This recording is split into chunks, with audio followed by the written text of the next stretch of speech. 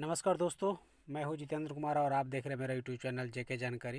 दोस्तों अभी मानसून के टाइम है और इसमें मैं यही चाहता हूं कि किसान भाइयों के लिए अधिक से अधिक वीडियो लाऊं, क्योंकि वो ऑर्गेनिक के नाम पे गुमराह ना हो और नेचुरल के नाम पे कोई ऐसा प्रोडक्ट ना यूज करे कि उनका फसल ख़राब हो जाए।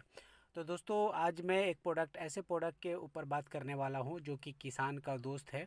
आप जानते हैं कि नेटसर्फ कंपनी है जिनका बायोफिट के नाम से ऑर्गेनिक फार्मिंग की प्रोडक्ट आती है और इंडिया में 21 साल हो गए। भारत के 605 जिलों से ज़्यादा जिलों में एक कंपनी काम करती है, 4222 ब्लॉक में, और 1 करोड़ से ज़्यादा कंज्यूमर बेस कंपनी है। तो दोस्तों आज मैं बात करूँगा, एक प्रोडक्ट है बायो 99। ये आप देख पा रहे हैं अपने स्क्रीन पे। दोस्तों थोड़ा सा बायो 99 के बारे में थोड़ा आप स्टडी करना चाहेंगे कि बायो 99 क्या है, तो आप स्क्रीन पे आराम से आप उसको पढ़िए। लेकिन इससे पीछे जो है कहानियाँ हैं बायो 99 को बनाने से पहले, और बायो 99 का आविष्कार क्यों किया गया, क्या ज़रूरत है बायो 99 का आपको। तो दोस्तों मैं आपको बताऊं कि सबसे पहले हम लोगों ने देखा कि जब किसान दवाई के दुकान पे जाता है और कहता है कि साहब मुझे कीड़े के लिए कीड़ा मारना है, और खेत में बहुत सारा कीड़ा लगा हुआ है, कभी हमारे फसल को नुकसान पहुंचा रहा है। तो होता क्या है, किसान को बार बार वो जो दुकानदार है वो डिफरेंट डिफरेंट, कभी ये कलर का, कभी उस कलर का, कभी इस कंपनी का, कभी उस कंपनी का, बहुत घातक घातक दवा जो है वो उनको देती है, जो कि कहीं ना कहीं वो आपके पौधे को तो नुकसान पहुंचाता है, ये मिट्टी को तो नुकसान पहुंचाता है, ये साथ साथ में आपके स्वास्थ्य पे इतना बुरा असर पड़ता है उस केमिकल को डालने के बाद, या उस जहर को आपके फसल पे छिड़कने के बाद। उसके बावजूद भी किसान जो है वो माने उस कीड़े से मुक्ति नहीं मिल पाता उस किसान को, ऐसा कह सकते हैं आप। तो दोस्तों मैं आज बताऊं कि आखिर ऐसा क्या होता है कि जिस जहर या जिस पॉइजन को, जिस पेस्टिसाइड को पीकर एक इंसान मर सकता है, ऐसा जो आपका जो इनेमी जो कीड़े हैं, वो आखिर ऐसा क्या है, ऐसा क्या खा रखा है, ऐसा क्या प्रॉब्लम है उसमें कि आप बार बार जहर स्प्रे करते हो उसके बावजूद भी वो मरता नहीं है। तो दोस्तों इसके पीछे कोई वजह नहीं है, वजह सिर्फ ये है कि आप ना स्टडी नहीं कर पाते।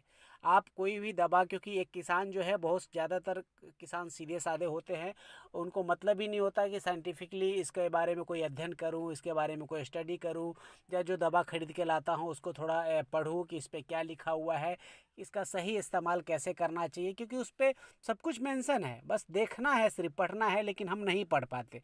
तो आज दोस्तों मैं उसी पर थोड़ा सा आपका ध्यान ले जाऊंगा कि सबसे पहले जितने भी मार्केट में आप दवा देख रहे होंगे, जो स्प्रे आते हैं, जो केमिकल स्प्रे हैं, वो सभी आप जहाँ पे वो पॉइजन लिखा होता है, जहाँ पे जहर का खतरे का निशान बना होता है, उस जहर को देखेंगे, वहाँ पे पढ़ेंगे, तो उसके आजू बाजू में आपको ना दिख जाएगा कि इस प्रोडक्ट में ज़्यादातर पेट्रोलियम पदार्थ मिक्स किया गया है, माने 50% से ज़्यादा की मात्रा पेट्रोलियम पदार्थ की होती है।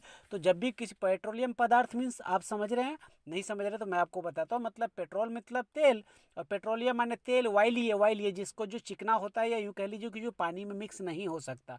तो जो भी दवा पानी में मिक्स नहीं हो सकता, तो आप पानी के टंकी में वो 10 ml डालिए, 20 ml डालिए, 500 ml डालिए, उससे क्या लेना देना है, क्योंकि वो तो पानी में मिक्स होगा नहीं।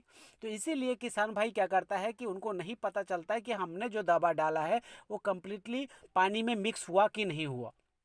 एक तो ये वजह होती है जिसके वजह से जब हम दवा पानी में, जब जैसे टंकी में हम दवा डालते हैं, 15 या 20 ml जो मार्केट से लाया हुआ जहर होता है, तो होता क्या है कि दवा ऊपर आ जाती है और पानी नीचे चला जाता है। तो कुछ दूर में दवा का स्प्रे होता है और बाकी खेत में पानी का स्प्रे होता है। तो दोस्तों मैं आपको बता दूं कि अब होगा क्या, जब आप पूरे खेत में पानी का स्प्रे करेंगे तो उससे कीड़ा कैसे मरेगा, 100% नहीं मरेगा। एक तो ये वजह रहती है कि आपका दवा जो है कम्प्लीटली पानी में मिक्स नहीं हो पाता।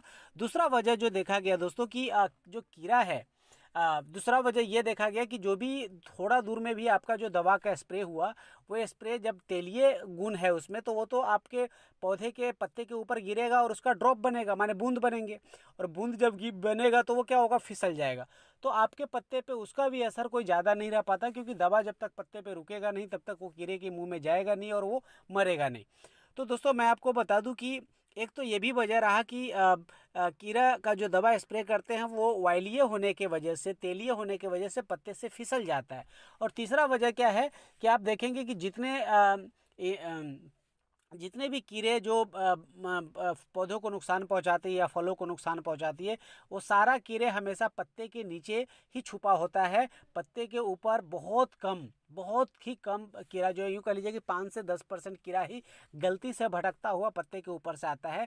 जितने रस चूसने वाले और पत्तियों को नुकसान पहुंचाने और काटने वाले और फलों को छेद करने वाले कीड़े हैं, वो पत्तियों के नीचे होते हैं। तो आप फिर से देखिए कि जब पत्तियों के नीचे होता है तो आप स्प्रे कहाँ कर रहे हैं, तो पत्तियों को ऊपर कर रहे हैं।